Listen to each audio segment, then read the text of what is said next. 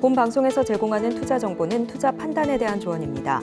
방송에서 제공하는 주식의 가치, 가격 상승 및 하락에 대해서는 방송사에서 보장하지 않습니다.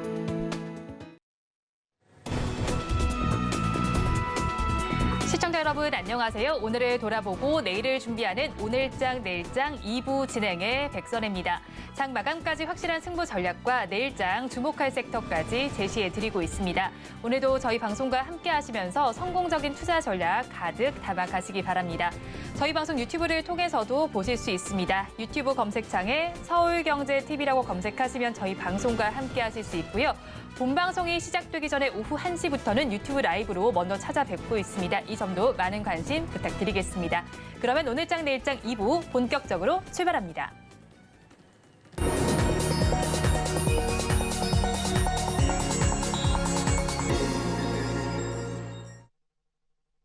오늘도 시장의 흐름에 대해서 이야기 나눠주실 두 분 모셨습니다. 미르경제연구소 정태근 이사, 글로원 파트너스 이성웅 이사 두 분 나와 있습니다. 어서 오세요.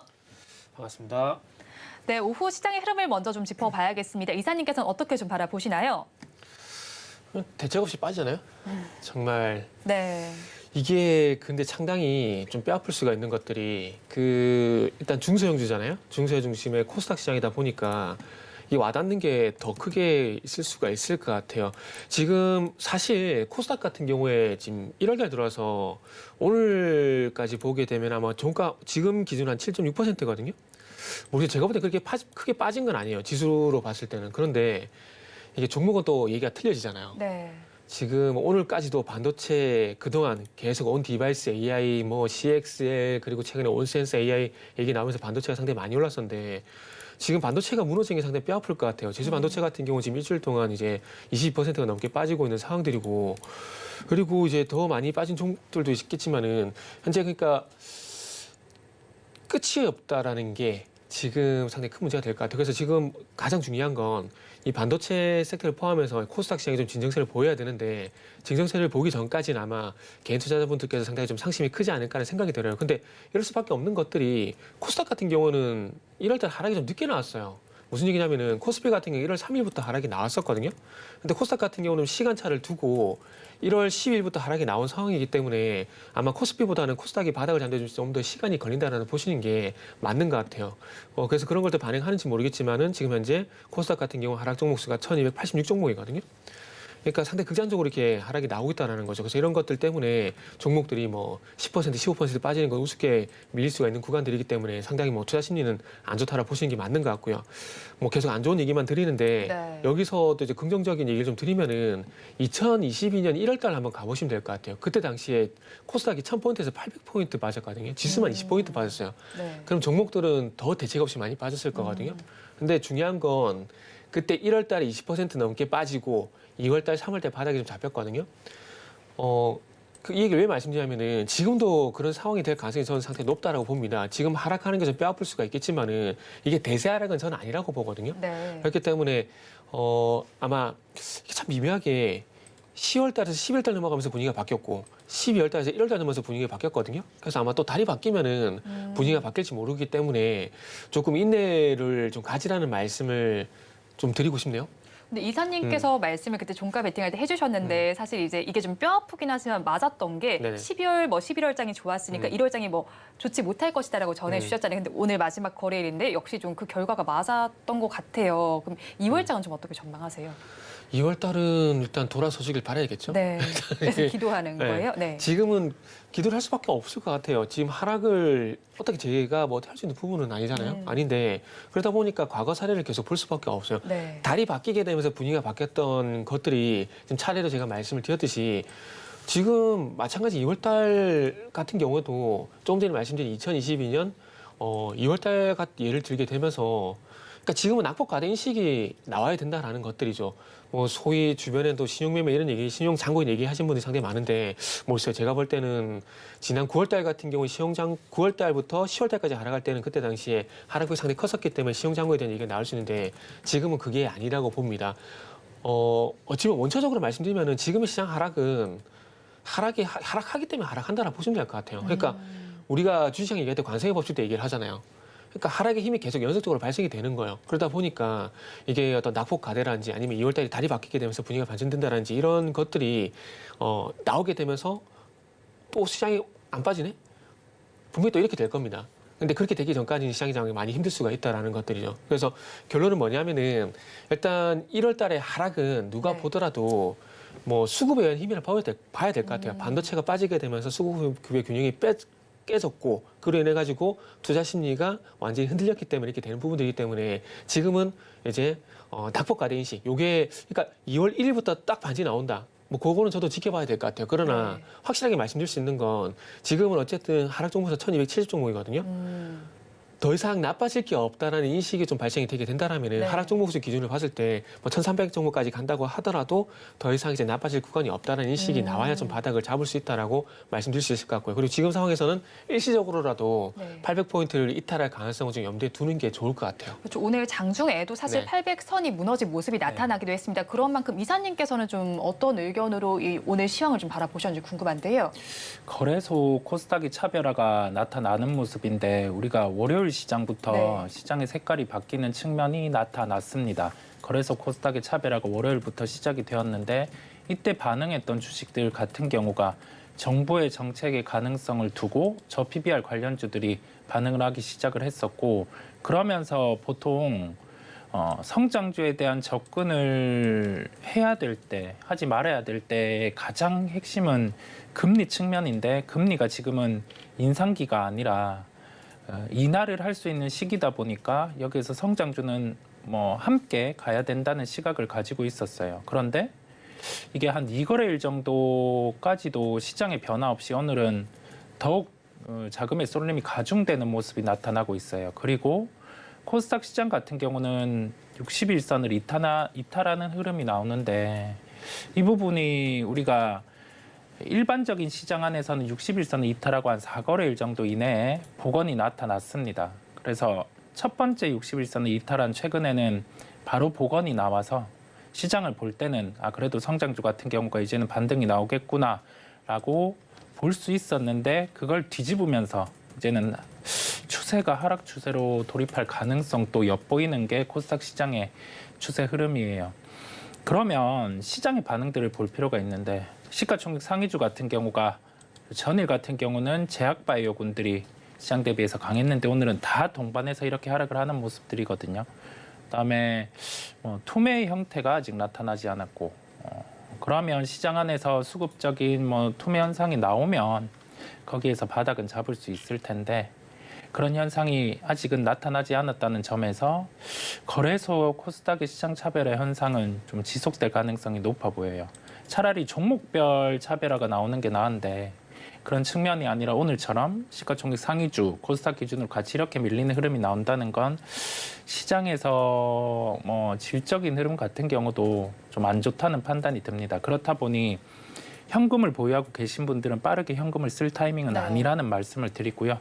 이런 시장 안에서는 한 번의 투매 현상이 나오거나 또는 이제 시장의 반등을 확인하는 즉 시가총액 상위 적어도 5위 이내 종목들 같은 경우가 시장 대비해서 한 3배 정도 이상 강한 흐름이 나타날 때 그럴 때 매수를 하시는 게 더 낫다라는 말씀을 드립니다. 네, 시장에 따라서 투자 전략까지 전해주셨고요. 또 이제 특징적인 흐름을 보이는 섹터를 좀 살펴봐야겠습니다. 오늘 시장에서 시스템 통합과 관련된 섹터가 좀 강세 흐름을 보입니다. 장 초반에 조금 더 강세 흐름을 보이다가 지금 상승분을 조금 많이 내려놓은 상태긴 하지만 그래도 여전히 강세 흐름을 보이고는 있습니다. 윤석열 대통령이 어제 민생 토론회를 개최했는데 여기서 행정 서류를 모두 디지털화하겠다는 움직임을 밝혔습니다. 여기에 대해서 인감 증명서를 디지털 인감으로까지 대폭 확대할 전망이 나오고 있는데 오늘 관련한 종목들의 주가 흐름이 좀 포착이 되고 있습니다. 어제는 원격 진료 쪽에서도 좀 움직임이 나타났었거든요. 이 윤석열 대통령의 방침과 관련해서 앞으로 어떻게 바라봐야 할까요?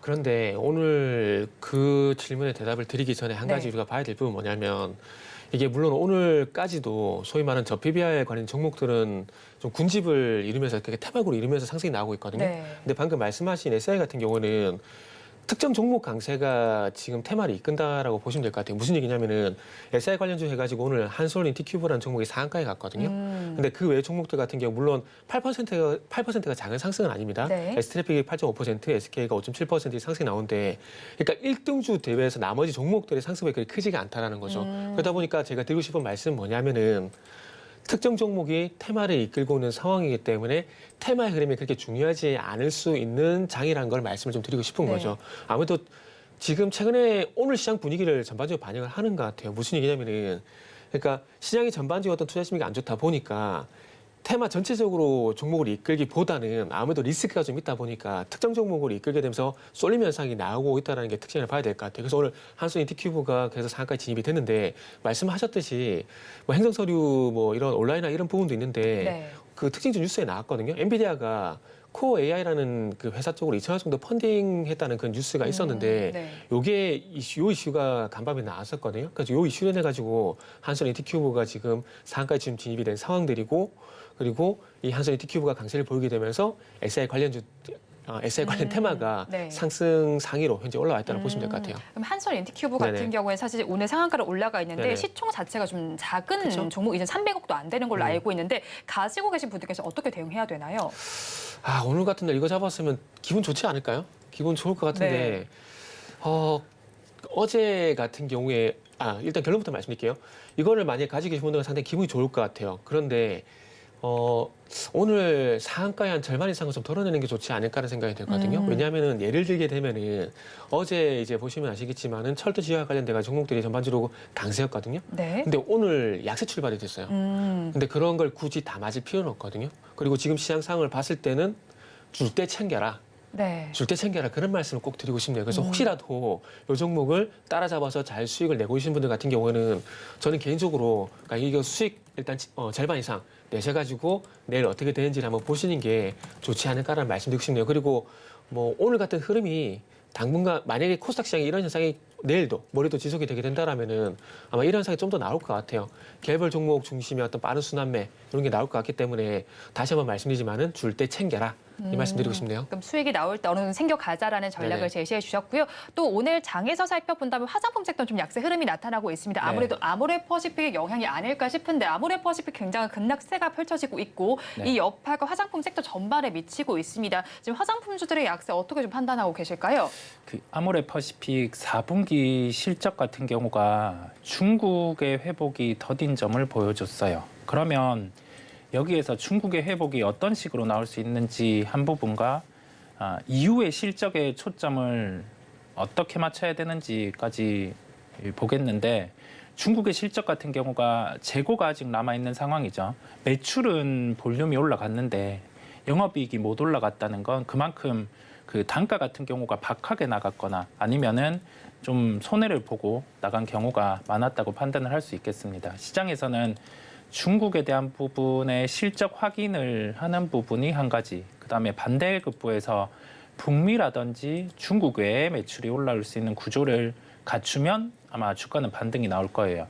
그런데 코스알엑스 같은 경우가 4분기에는 지분법 손익으로 포함이 되었는데 5월부터는 이제 연결 기준으로 실적이 편입이 됩니다. 그랬을 때는 아모레퍼시픽의 실적 구조는 중국 외에 이제 기타 국가 같은 경우가 30% 정도의 비중을 차지하게 되고 북미가 이제 10% 정도가 넘어서게 돼요.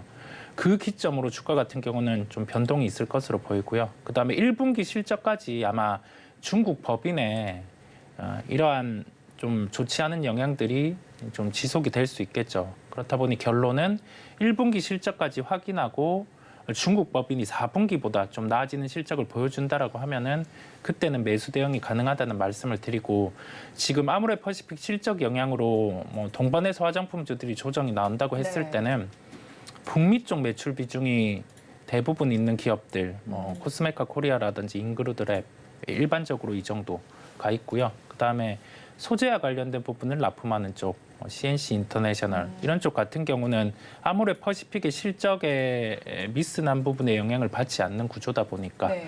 그런 종목들 같은 경우를 매수의 기회로 활용하는 게 낫다라고 판단됩니다. 그래도 그나마 아모레퍼시픽과 별개로 움직일 수 있는 종목군을 바라보자 이런 말씀이시네요. 그리고 화장품주에 더해서 엔터주에서도 좀 약세 흐름이 관찰되고 있습니다. 지금 유튜브 실시간 채팅창에 권창일 님께서 좀 남겨주셨는데 코스닥 시총을 보니까 엔터주 흐름이 좀 약세 흐름이 계속해서 나타나고 있어요. 그런 만큼 엔터주 그래도 이제 최근에 뭐 자사주 매입 소식도 있고 하면서 주가가 오르지 않을까 싶었는데 아직까지 앨범 판매량의 발목이 잡힌다고 봐야 하는 건가요?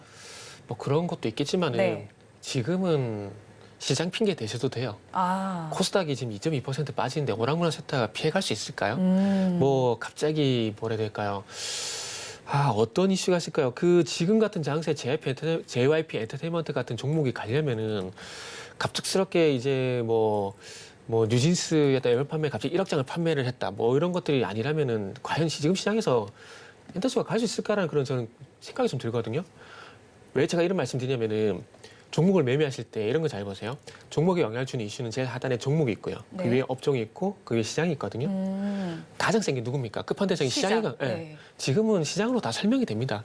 코스닥 시가총액 상위 종목들하고 그다음에 이제 대형 업종들 있잖아요. 오늘 하락한 업종을 보게 되면 반도체, 인터넷, 모바일 게임, 기계 장비, 컴퓨터 서비스, 통신 장비 다 빠지거든요. 과연 얘들이 물론 악재도 있겠지만은 시장이 이렇게 안 빠졌다면 이렇게 빠졌을까? 라는 관점도 우리가 한번 생각해야 돼요. 그리고 이제 방금 말씀하신 앨범 판매량 같은 경우에도 물론 맞습니다. 근데 만약에 시장이 좋은데 엔터만 빠진다? 그럼 시장이 아니라 업종하고 종목 이슈가 있다라는 거죠. 그렇게 그렇게 갔을 때 앨범 판매량에 대한 부분들을 얘기할 수 있는 겁니다. 근데 지금 이제 앨범 판매량이 지금 공정에서 지금 칼을 들이려고 하고 있는데 이게 어찌 보면 음모론적인 부분일 수가 있는데 앨범 밀어내기를 좀 도매적으로 많이 했어요. 네. 근데 지금은 그게 안 된대요. 그래가지고 그것 때문에 소매 판매하고 도매 판매하고 지켜야 되는 게 또 틀리거든요. 그것 때문에 지금 갭차가 있는 거지 실질적으로는 예상하는 판매량이 지금 판매량보다 더 많은 판매가 될 가능성이 상당히 높다고 합니다. 단지 이게 도매 쪽으로 밀었을 때, 소매 쪽으로 밀었을 때 이게 또 소위 말하는 밀어내기 이런 또 이슈가 발생이 될까 봐 엔터사들이 몸살인다 그런 얘기들이 있더라고요. 네. 그래서 그런 것들 때문에 앨범 판매량이 안 좋게 보이는 것들이지 이미 팔려 나갈 물량들이라고 하더라고요. 그래서 이런 것들은 아마 오해가 풀리면은 제자리에 돌아갈 것 같고 그리고 다시 말씀드리지만은 진짜 우리가 조금 전에 얘기를 다뤘던 한솔 인트큐브 네. 이런 얘기가 아니라면은 엔터주 같은 것들은 오늘은 지금 좀 시장에 영향이 좀 있다라고 보셔도 저는 무방하다고 말씀드리고 싶네요. 엔터주에 대해서는 시장에 영향이 있다라고 정리를 해주셨는데요. 그래도 이 안에서도 JYP 엔터테인먼트 같은 경우에는 조금 더 낙관율이 더 많은 상황인 것 같고요. 그리고 또 반대로 팬 엔터테인먼트의 경우 지금 장중에 신저가를 기록하는 모습이 나타나고 네네. 있습니다. 엔터주 내에서도 좀 선별적으로 차별화되게 봐야 할까요? 우리가 자사주와 관련돼서 대표이사가 매수를 한 가격이 JYP 엔터 기준으로는 한 82,000원 정도였죠. 82,000원에서 3,000원 사이였고 그 가격대를 깨고 내려가는 모습은 시장의 영향 여기 더해져서 투자 심리 같은 경우가 밸류에이션 매력이 코로나19 수준까지 하락했음에도 불구하고 우선은 시장을 이탈하는 수급이 나오는 것으로 보여요. 그러면 이때 JYP 엔터의 대응, 그다음에 팬엔터 같은 경우 드라마에 대해서 이제 라인업 같은 경우가 공고하게 있고 그런 상황 안에서도 반등이 못 나온다는 건 시장에서 우선은 매도가 출회가 된다라는 말입니다. 그랬을 때는 가격적인 측면에서 저점을 지켜주지 못할 때는 우선은 매도하고 보는 게 맞고요. 우선은 매도하고 보고 그리고 나서 다시금 매수 타이밍을 잡을 필요가 있어요. 이 조건은 뭐냐라고 하면은 시장에서 지켜주는 저점을 깨고 내려갈 때는 시장 참여자 자체가 어떤 손절 물량이 기간단에서 나오든 아니면은 시장의 지수를 밀어내든 이런 수급의 흐름이 있기 때문에 리스크 관리란 게 필요하다는 말씀을 드리고요. 네, 그래서 이 정도 가격이 왔으니까 매수를 한다라고 하기보다 네. 리스크 관리, 리스크 관리. 그 부분을 네. 말씀드립니다. 네, 엔터주 그리고 JYP 엔터에 대해서 리스크 관리가 필요하다고 정리를 좀 전해주셨고요. 또 속보로 나와 있는 부분이 있어서 좀 말씀을 드리겠습니다. 일본 측에서 대한항공과 아시아나항공의 합병을 승인했다는 소식이 들어와 있습니다. 이제는 EU와 미국만 남아있는 상태인데 이 이슈에 따라서 지금 주가 반응을 하고 있나요? 주가 반응 거의 없어요. 지금 대한항공이 0.2% 그리고 아시아나항공도 살펴봐야 되겠지만 아마 상승이 안 나올 겁니다. 아시아나 같은 경우도 지금 보게 되면은 2.7%. 일단 이 정도면 반응이 2.7%는 반응이 나왔다 봐야 될까 아니면 안 나왔다 봐야 될까? 저도 좀 솔직히 좀 헷갈리네요. 좀 이사님 헷갈리는데 어떠세요? 네. 어떤 지금 느낌이세요? 순간 3%. 그래도 이 장의 반응을 좀 해주는 것 같습니다. 아, 네. 아니 뭐 코스닥이 2% 빠지는 거 보면은 3%면 뭐 5% 상승이라고 좀 봐야 되지 않게 생각이 드네요. 그래서 제가 반응이 없다라고 말씀드리고 만약에 10% 상승이 나오게 되면 정말 네. 제가 부끄러운 상황이 될 수가 있는데 어쨌든 이제 뭐 대한항공 같은 경우는 아직까지 그런 반응이 없고 뭐 아시아나항공 쪽으로는 2% 정도 반응이 나오네요. 어찌 보면 그래도 조금 반응이 나오는 것들이 결국 그건 것 같아요. 그 일본적 합병 승인 이슈도 뭐 물론 긍정적이긴 하지만 네. 항상 M&A 이슈는 우리가 정석대로 봐야 되거든요. 핀수되는 주체의 주가가 반응을 할 수밖에 없어요. 그러다 보니까 아시아나항공이 그런 반응이 나온다라고 보시면 될 것 같고 글쎄요. 오늘 시장상을 봐서 이 이슈로 해서 과연 이 종목을 뒤에서 밀어주는 세력이 있다라면은 과연 땡길까라는 생각이 드는데 네. 모르겠어요. 저라면 오늘 같은 시장에서 굳이 위험 감수는 안 할 것 같아요. 그러면은 다음에 또 절차가 남았잖아요. 네. 지금 어쨌든 과정인 거고 아직 결론을 난 건 아니잖아요. 결론에 가서 한번 주가를 띄우는 것도 괜찮지 않을까라는 뭐 팁 아닌 팁을 드려야 될 것 같은 그런 생각이 드네요. 지금 뛰어들진 네. 않겠다라고 정리를 해주셨는데 이사님도 같은 의견이세요? 그 합병 이슈가 있을 때는 네. 뭐 아시아나 IDT 이런 종목이 반응을 하기는 해요. 뭐 그런 종목을 체크해놓고 볼 필요가 있다는 말씀을 드리고요. 이게 이벤트가 이제 유럽 같은 경우에 승인이 남아 있죠. 그런데 그때 유럽의 승인의 절차 중에 하나가 노선에 대한 부분의 개정이었어요. 그런데 그 부분을 이제는 표명을 했거든요. 그렇다 보니 유럽까지 승인이 나오면 저가항공 중에서 유럽에 대한 노선을 미리 따간 쪽, 뭐 그런 쪽 같은 경우를 살펴볼 필요가 있고 TA 항공 같은 경우가 그 케이스에 해당을 합니다. 그렇다 보니 이 이벤트를 놓고 우리가 과거에 반응했던 종목들, 그다음에 여기에서 실제 노선이 늘어날 수 있는 뭐 저가항공주 같은 경우를 추려서 이벤트성으로 접근하시면 되겠습니다. 네, 이벤트성으로 접근을 해보자라고 정리를 해주셨고요. 또 오늘 시장에서 빼놓을 수 없는 부분이 바로 삼성전자의 확정 실적입니다. 반도체 부문의 적자 규모가 15조 원에 육박했다는 소식이 전해지고 있는데 오늘 확정 실적 어떻게 바라보셨나요? 우리가 그 SK 하이닉스 실적 때도 보여줬는데 삼성전자 실적 때도 동일한 케이스가 있었어요. D램이랑 랜드에 대해서 빅그로스, 즉 메모리에 대한 생산율 같은 경우는 한 30% 정도였는데 가격 같은 경우는 D램, 랜드 모두 상승을 했죠. SK 하이닉스 기준으로는 10% 중반, 랜드 같은 경우는 30%대. 근데 이 케이스를 대입을 해봤을 때 이 삼성전자라든지 SK 하이닉스를 저가권, 그러니까 한 뭐 전자 기준으로 6만 원대 중반에 매수한 주체는 이 분기 기준으로 가장 강하게 가격이 상승을 했다 보니까 자칫 이 가격 추이가 단기 피크지 않을까라는 해석으로 SK하이닉스 실적이 나오고 매도를 했었고 삼성전자 같은 경우도 세부적인 실적을 확인하고는 매도가 나오는 모습이에요. 그러면 여기에서 캐펙스 투자죠. 시설에 대한 투자 부분을 어떻게 단행하는지를 봐야 하는데 SK하이닉스 같은 경우에 톤과 삼성전자의 톤은 같았어요. 우리가 일반적인 해오던 뭐 D램이라든지 이쪽에 캐펙스 시설 투자는 최소한으로 하고 HBM 단이죠. 이쪽으로의 투자 같은 경우로 좀 단행을 하겠다라고 했습니다. 그렇다 보니까 시장은 또 수요를 확인하려고 하는 흐름이고 가격적인 측면으로 삼성전자를 본다고 하면은 한 기존에 반등이 나왔던 구간들 한 7만 1,000원대 초반까지는 조정이 나올 수 있으면 우선은 열어둬요. 좀 열어두고 그때 갔을 때 고민을 좀 해보겠습니다. 네, 다시 한번 고민을 해볼 시간이 있다라고 정리를 해주셨는데 그렇다고 오늘은 또 종가 베팅할 섹터는 어디로 가지고 오셨을까요? 저는 지주 업종을 가지고 왔어요. 이게 우리가 지금 저 PBR주 같은 경우가 시장에서 월요일에 반응을 했는데 네. 저 PBR로만 반응을 하기에는 시장은 뭐 일본의 사례를 대입을 했을 때는 한계가 있습니다. 우리가 지수 산정 방식에도 다른 면이 있고 그다음에 일본의 지수 상승 같은 경우는 반도체 장비주를 중심으로 해서 올라온 지수지 저 PBR 관련주가 올라와서 만든 지수는 아닙니다. 그리고 저 PBR 관련주들은 배당 정책 같은 경우에 확장이 불가능한 구조예요. 그렇다 보니 지주사 같은 경우에서 정부 정책에서 발표한 핵심이 뭐냐라고 하면은 기업 지배구조 개편과 상속세 이슈 같은 경우에 변합니다.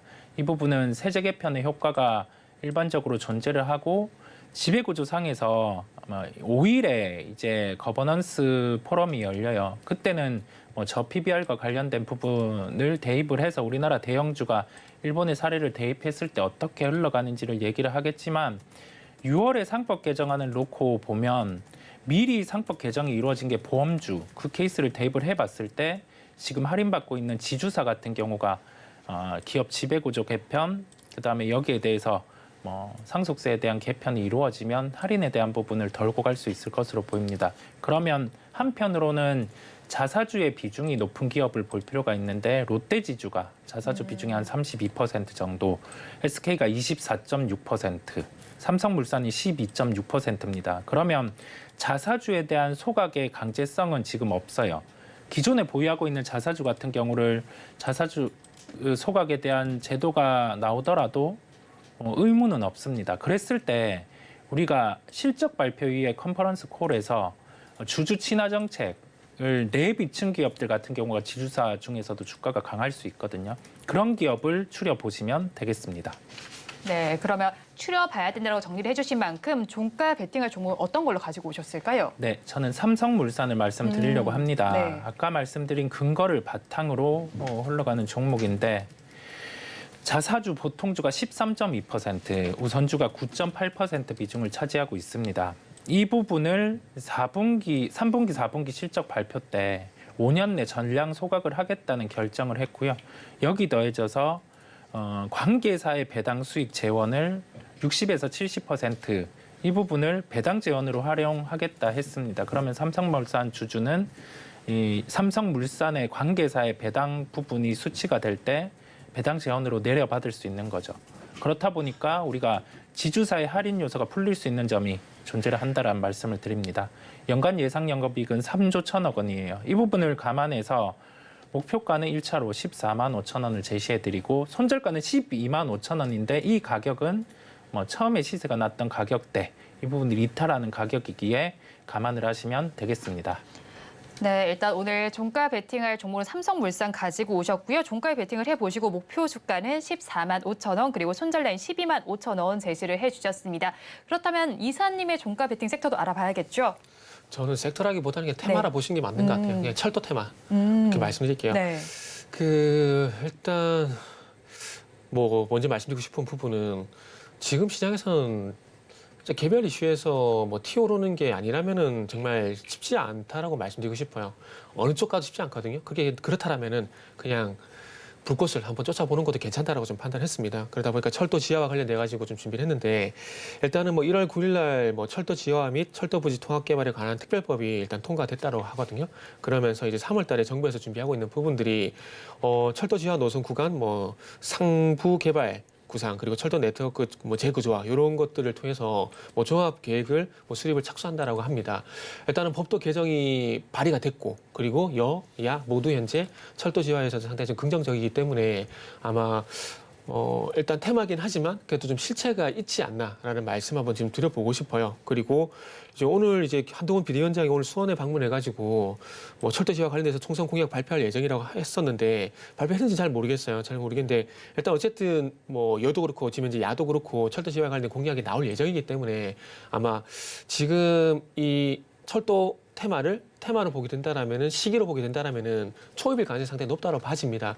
테마 위험합니다. 그러나 이것도 시기라고 봐요. 뒤늦게 들어가서 대처가 힘들 것인가 아니면 차라리 테마 초반에 들어가서 조금 짧은 리스크를 감내하더라도 한번 추적을 해보느냐 이게 좀 관건이라 봐져요. 그래서 어쨌든 결론은 하나입니다. 일단 어쨌든 이제 제2호 공약으로 철도 지하에 대한 얘기가 나올 가능성이 높기 때문에 그 부분을 그 이슈를 지금 시기에 짧게 한번 이용을 해보자 이런 관점에서 철도 지하 종목을 준비를 했습니다. 네, 그렇다면 어떤 종목을 바라볼까요?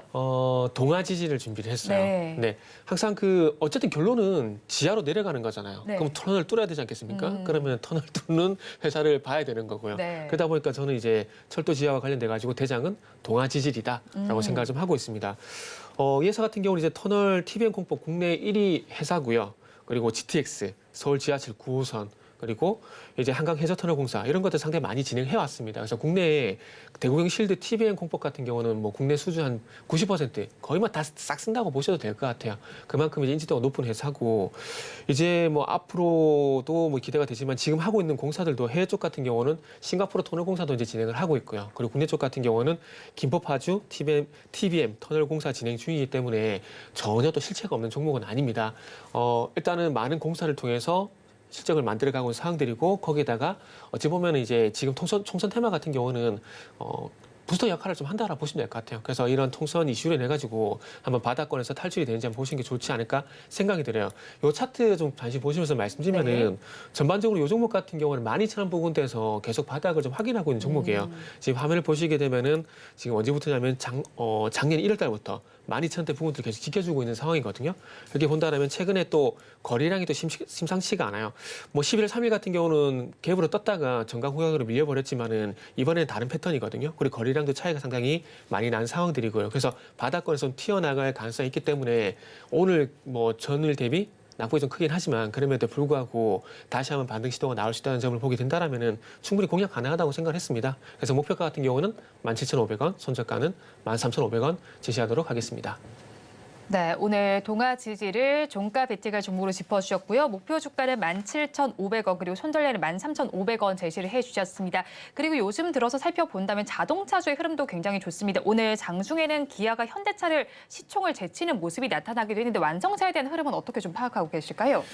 그 현대차와 기아차의 차이는 네. 그 배당 성향의 발표에 있죠. 기아 같은 경우가 증대된 배당 성향을 얘기를 했다 보니까 뭐 소위 말해 PBR도 낮은 상황 안에서 여기에서 교집합이 주주 친화 정책이 나왔다는 점이거든요. 네. 그렇다 보니까 기아가 상대적으로 현대차보다 강한 모습이고 여기에서 추세적인 상승을 이어가려고 하면 아무래도 뭐 전기차의 판매에 대한 부분을 보여줘야 할 것으로 보입니다. 그렇지 않으면 뭐 여기에서 뭐 추세 같은 경우가 한 10만 8천 원대 이 정도가 상단으로 도출이 되거든요. 그 정도 가격대까지는 우선은 보유하고 가셔도 된다라는 말씀을 드리고 자동차 부품까지는 확산이 되지 않아요. 이 부분은 뭐냐라고 하면 우리가 기아에 대해서 우려했던 현대차에 대해서 우려했던 이 측면 같은 경우가 작년에 실적이 고점으로 형성이 되고 자칫 실적이 성장이 둔화되지 않을까라는 측면이거든요. 그 부분에 해소가 있다라고 하면은 지금 현대차와 기아, 그다음에 상대적으로 좀 주가가 더딘 자동차 부품주까지도 함께 반등이 나올 수 있을 텐데 지금은 그런 상황은 아니라는 말씀을 드립니다. 네, 지금 다시 말씀을 해주시는 동안 살펴보니까 아우가 형을 제쳤네요. 네, 주주 환원 정책에 대해서 어떻게 좀 판단하고 계실까요, 이사님께서는? 저는 그 생각을 해요. 기아가 만약에 한국이 아니라 국내장이 아니라 미국장에 있었으면 네. 이라는 생각이 들거든요. 아마 미국장에 있었으면 기아는 지금 15만 원 저는 돌파했다라고 봐요. 네. 왜냐하면은 외국인 투자자 입장에서는 최근에 집가가 올라가지고 좀 시가 배당률이 달라진 부분이 있는데 배당 정책을 발표했을 당시에 주가 대비 시가 배당률을 보게 되면은 6%가 넘어가거든요. 네. 외국인 입장에서 이거 상당히 큰 규모입니다. 상당히 커요.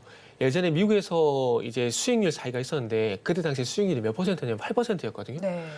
그만큼 6%는 미국 그 외국인 투자 입장에 상당히 높은 금액이 높은 퍼센테이지가 될 수가 있다라는 것들이죠. 그런데 이제부터 기아를 바라보는 시선은 이제 10만 원 이상 안착이 되는지 좀 봐야 될 것 같아요. 왜냐하면은 지금 물론 배당 정책에 대한 기대감들 그리고 뭐 실적이 좋은 부분들이 반영된 것들이 분명히 있습니다. 그러나 지금 최근에 단기간에 이렇게 조금 이렇게 급등이 나온 이유는 삼성물산도 마찬가지지만은 저는 개인적으로 저 PBR 이슈가 좀 반영이 됐다고 보거든요.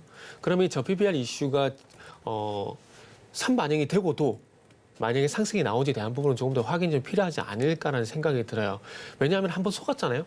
12월 달에 삼성전자 8만 원 돌파할 것처럼 이렇게 한번 트랩을 쓰고 밀려버렸잖아요.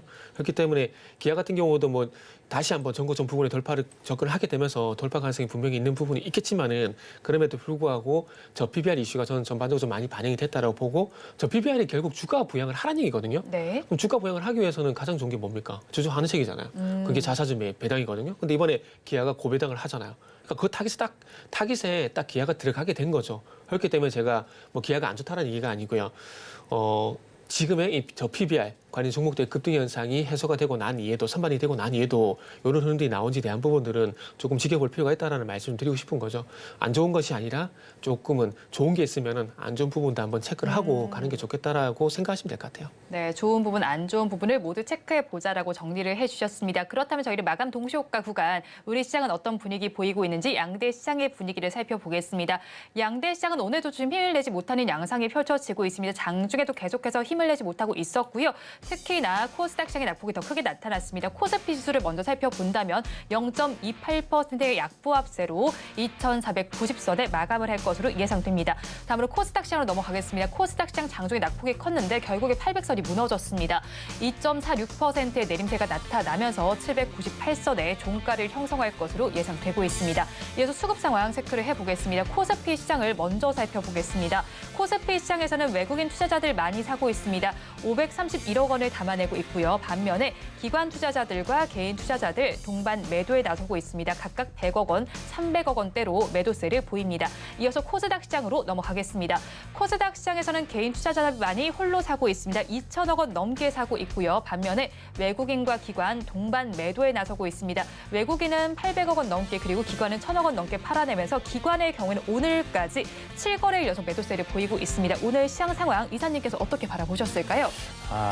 장 후반으로 갈수록 코스닥 시장의 종목들의 변동이 좀 더 커졌어요. 네. 그런 모습들을 볼 수 있었고 아직 마감이 되지는 않았지만은 코스닥의 시가총액 상위주들을 보더라도 좀 종가 저가의 가능성이 높아 보입니다. 그렇다 보니 이런 장에서는 종가에 저가로 형성되는 종목은 빠른 매수는 아니라는 말씀들을 드리고 이제 2월 새로운 장이 내일부터는 열리는데 그래도 시장의 컨디션을 확인해 봐야 된다는 말씀을 드립니다.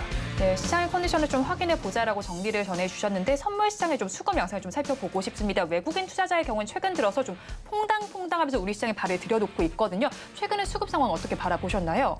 거래소 기준의 선물은 사들이고 있어요. 네. 오늘 같은 경우는 마감 기준으로 4,440계약 정도 매수를 해주는 모습이고요. 전일 같은 경우는 또 약간의 매도, 오늘의 매수와 비슷하게 좀 매도를 하는 모습이었고 29일에는 오늘 정도 이상의 매수를 해주는 모습들. 거래소에서는 밀어내던 선물의 흐름은 이제는 마무리된 상황이고 금융투자 주체 프로그램 매수 같은 경우도 좀 유입이 되는 모습들인데 코스닥 시장 같은 경우는 프로그램 매도, 차익, 비차익, 기관의 주체 같은 경우 다 동반 매도를 하고 있는 상황이에요. 그렇다 보니 이 시장의 수급 자체가 월요일 날 바뀌었고 이 수급이 오늘까지 또 이어지는 모습들. 그렇다 보니 수급이 돌아오는 부분을 확인하고도 코스닥 시장 같은 경우는 이건 진입을 해도 된다라는 점을 말씀을 드리고 구체적으로 외국인 기준 한 개장 후 한 10시까지 한 1,000억 정도 매수를 해주는지 여부, 그다음에 시가총액 상위주 같은 경우가 적어도 시장 대비해서 한 3배 정도 강한지 여부를 살펴봐야 되겠습니다. 네, 그렇다고 오늘의 시가총액 상위 종들의 분위기는 어떻게 좀 체크해 보셨을까요? 안 좋았어요. 안 좋았고 지수가 한 2.4%대 하락을 하는데 시가총액 코스닥 기준 10위권의 종목들은 다 약했죠. 이런 현상은 시장이 동반해서 좀 프로그램 매도라든지 이게 출회가 된다는 점이거든요. 시장을 통으로 판다라는 점이다 보니까 이런 시장의 형태가 나올 때는 좀 빠른 매수는 아니라는 점을 언급드릴 수 있겠어요. 네, 그렇다면 오늘 시장에서 그래도 좀 특징적인 움직임을 보인 섹터가 있었을까요? 아무래도 지주사 쪽 흐름이 가장 강했어요. 네, 지주사 쪽 흐름, 그다음에 지배구조 개편 이슈가 있을 수 있는 쪽. 코스닥은 엔캠이 워낙 강했다 네. 보니까 이와 비슷하게 사업을 영위하는 동아기업 이런 쪽이 강하기는 했는데 시세의 연속성 같은 경우는 코스닥 시장에서는 좀 종목의 한계가 있을 것으로 보이고 시장에서 1등주 역할을 해오던 기업 같은 경우 이스소프트 이런 기업이 네. 대주주의 매도가 나오면서 장중 매도세가 장 후반으로 갈수록 강해졌어요. 이게 좀 불안한 시장의 형태 안에서 이런 대주주 매도가 나온다는 건 종목들 같은 경우 추세가 무너질 수 있다는 점이거든요. 그래서 보유하고 있는 종목들 중에서 주요 주주의 지분의 매도가 나온다. 그렇게 되면은 그런 종목 같은 경우는 빠르게 포트에서 제외를 할 필요가 있다는 점을 함께 말씀을 드립니다. 네, 특징적으로 움직인 섹터의 흐름까지 좀 살펴봤습니다. 마감 동시효과 구간의 양대 시장 모두에는 파란불이 들어와 있고요. 특히나 코스닥 시장은 2% 넘게 빠지면서 800선이 무너지는 모습이 나타나기도 했습니다. 수급적인 측면도 오늘 그다지 긍정적이지 못합니다. 외국인 투자자들이 선물 시장에서 매수세를 보여주고는 있지만 전반적으로 아주 큰 규모의 거래 대금이 나타나진 않는 시장이고요. 거기에 대해서 시가총액 상위 종목들의 분위기도 살펴본다면 코스피 시장에서는 혼조 양상이 펼쳐지고 있습니다. 빨간불이 켜낸 종목이 살짝 조금 더 많긴 하지만 혼조 양상을 펼치고 있고요. 앞서서 이사님께서 말씀을 전해주신 대로 코스닥 시장은 더욱더 힘을 내지 못하고 있습니다. 이런 시장 상황 속에서 어떻게 대응하면 좋을지 한번 살펴보겠습니다. 마감 동시효과 구간 함께 하셨습니다.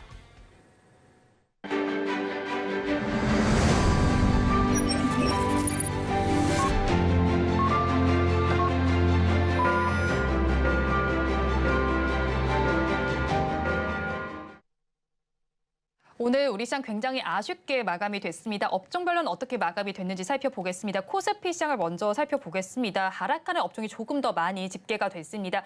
그중에서 가장 큰 낙폭을 보인 업종은 의료 정밀 업종으로 3.77% 하락 마감을 했고요. 그 뒤를 이은 업종이 서비스 업종입니다. 1.87%의 하락률, 전기전자 업종은 1.37% 하락 마감했습니다.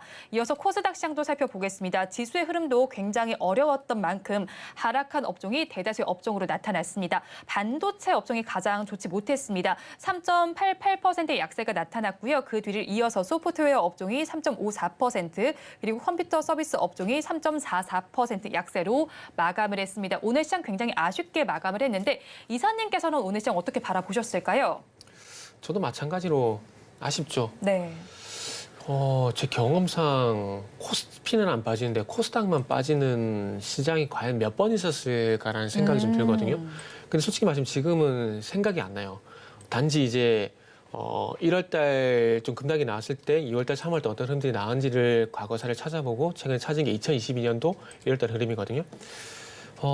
그냥 주식이라는 게 이래서 어려워요. 항상 이제 생각했던 것만큼 가지 못하고 생각했던 반대 현상이 나오게 되고 예상치 못하는 돌발 상황이 나오는 부분들 이런 것들이 상당히 어려운데 오늘이 딱 그러니까 최근이 딱 그런 시기가 아닌가라는 생각이 듭니다. 그래서 일단은 뭐 코스닥 같은 경우 다시 말씀드리지만은 오늘 이제 종가 기준으로 보게 되면 또 하락 종목수 1235 종목이거든요. 네. 35 종목인데 어쨌든 이렇게 극단적으로 이제 너무나 당연한 얘기입니다. 너무나 당연한 얘기지만은 이렇게 극단적으로 이렇게 매도 심리가 우위를 보는 이런 하락 종목수가 우위를 보게 되면서 매도 심리가 극단적으로 우위를 보이고 있는 현상이 일단은 이제 그 V자로 이렇게 회복되기는 쉽지 않을 겁니다. 지금 상황에서는 이제 어찌 보면 이제 더 이상 나빠질 게 없다 이런 식이 나오게 되면서 바닥을 잡는 흐름이 나오지 않을까 생각이 드는데 그래서 지금은 그런 것도 좀 기다려야 될 것 같아요. 나빴던 상황이 나쁘지 않은 상황으로 넘어가는 그런 흐름들이 그러니까 딱 지금 코스피 그런 상황이 나와야 되지 않을까 생각이 듭니다. 그래서 일단은 뭐 코스피 코스닥 하락을 하게 되면서 내 종목이 빠지는 것은 기분 나쁜 건 맞습니다. 기분 나쁜 건 맞지만 어차피 이미 대응이 안 된 상황이라면은 지금은 조금 지켜볼 수밖에 없습니다. 지켜보고 난 이후에 그리고 시장과 동반해서 만약에 내 종목이 같이 빠지고 있다. 그럼 시장 핑계 대셔도 됩니다. 그럼 이것도 뒤집어 보게 되면 시장이 올라가게 되면 내 종목은 다시 올라갈 수 있다라는 거거든요. 그때 가서 만약에 내 종목이 못 올라간다라든지 시장 수익을 미치지 못하는지 그렇게 됐을 때 이제 대처를 하는 것이지 제가 봤을 때 1차적으로 대응할 만한 시기는 넘어갔다라고 봅니다. 그렇기 때문에 일단은 뭐 막연하게 기다리라고 해서 정말 죄송하지만 그럼에도 불구하고 지금은 일단 하락이 멈출 때까지 일단 기다릴 수밖에 없습니다. 2022년도 1월 달, 2월 달 흐름을 말씀드렸듯이 2월 달 들어서 갑작스럽게 또 하락이 멈추는 현상이 나오는지 과거 사례처럼 그렇게 되는지 여부를 일단은 이제 지켜보는 게 일단 맞다는 말씀드리고 싶네요. 네, 일단 오늘 우리 시장 살펴보니까요. 마감 기준으로 코스피 지수는 2,500선이 무너졌고요. 그리고 코스닥 지수 800선이 무너진 상태입니다. 지금 저점을 계속 좀 확인해 봐야 되는 시점일 것 같은데 더 큰 바닥이 또 나올 가능성이 어느 정도 될까요? 더 큰 바닥을 네. 의미하는 건 여기에서 더 밀릴 수 있다는 점인데 거기에 대해서 어느 정도 밀리고 반등이 나온다고 예측하기에는 그건 쉽지 않아요. 네. 예단할 필요도 없고 아까 말씀드린 부분처럼 확인을 하고 갈 것인가 또는 여기에서 좀 투매 현상이 나오는 걸 보고 진입을 할 것인가 즉 떨어지는 칼날을 잡는 거죠. 그 두 부분을 놓고 접근을 하시는 게 낫다라는 말씀을 드리고 확인에 대한 부분은 아까 네. 말씀드린 수급 부분이죠. 거래소 기준 아마 적어도 한 10시까지 1,000억 정도 외국인이 매수 수급이 유입되는지 여부 걸 체크해 볼 필요가 있겠고 떨어지는 칼날 같은 경우는 시가총액 상위주 같은 경우가 지수가 2% 밀릴 때 한 8% 이런 식으로 밀리는 시기가 나타날 수 있어요. 그랬을 때는 이제 뭐 단기 바닥 같은 경우를 잡을 수 있는 그런 흐름이기 때문에 두 가지 케이스를 놓고 접근을 하시면 되겠습니다. 네, 두 가지 케이스를 놓고 접근해 보자라고 정리를 해주셨고요. 또 내일 아침쯤에는 저희가 FOMC 결과를 확인을 할 수가 있겠죠. 우리 증시는 좀 어떻게 소화할지도 궁금하고요. FOMC에서 좀 중점적으로 바라봐야 할 부분 어떤 걸까요? 근데 이 질문에 제가 역으로 말씀드리면은 네. 지금 코스닥이 FOMC 때문에 빠질까요? 그렇지는 않은 것 같아요. 뭐 때문에 빠지나요? 그러니까 이게 지금 하락이 계속 진행이 되다 보니까 사람들이 자꾸 기억력 속에서 잊혀 있는 게 있는데 네.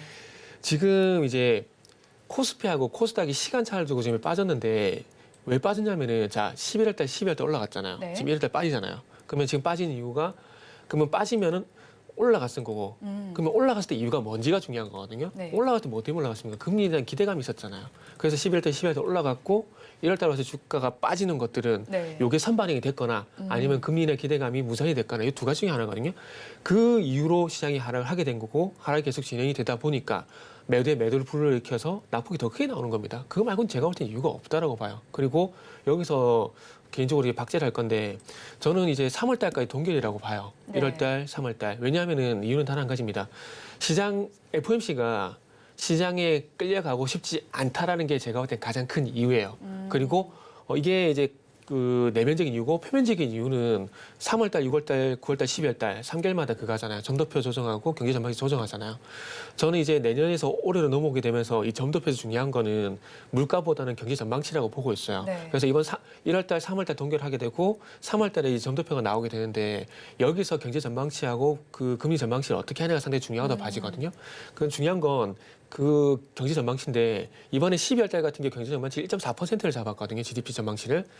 이거보다 높게 잡거나 유지를 하면서 저는 금리를 인하를 해야 된다고 봐요.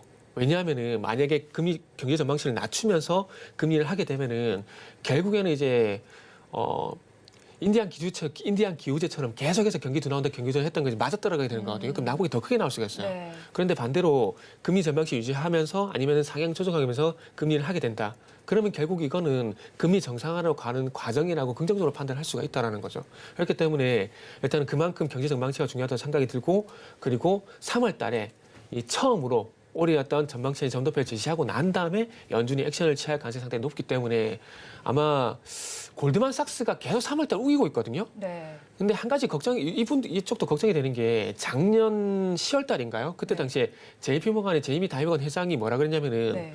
국채 10년물 5.5% 간다 그랬거든요. 근데 5% 멈춰버렸어요. 근데 그 이후에 얘기 아무것도 안 나고 있어요.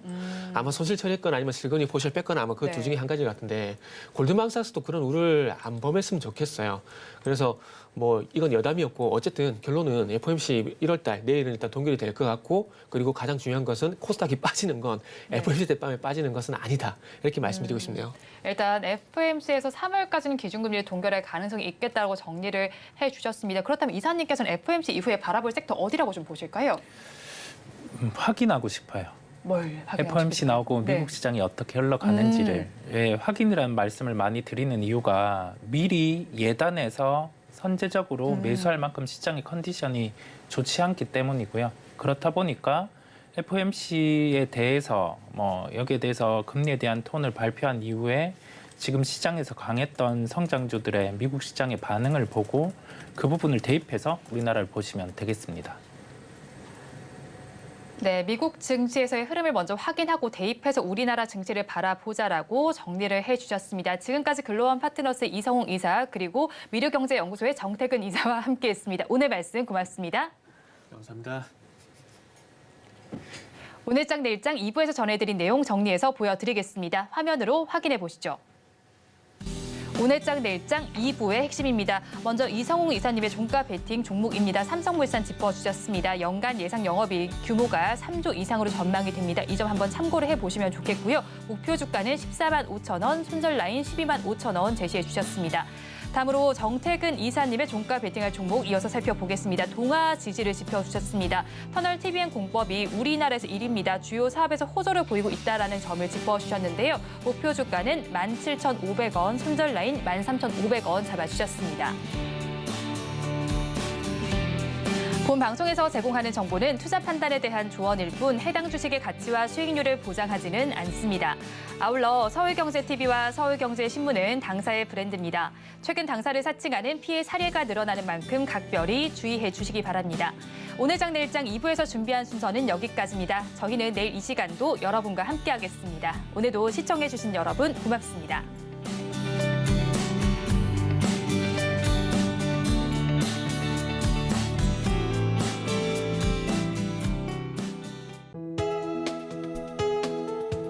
본 방송에서 제공하는 투자 정보는 투자 판단에 대한 조언입니다. 방송에서 제공하는 주식의 가치, 가격 상승 및 하락에 대해서는 방송사에서 보장하지 않습니다.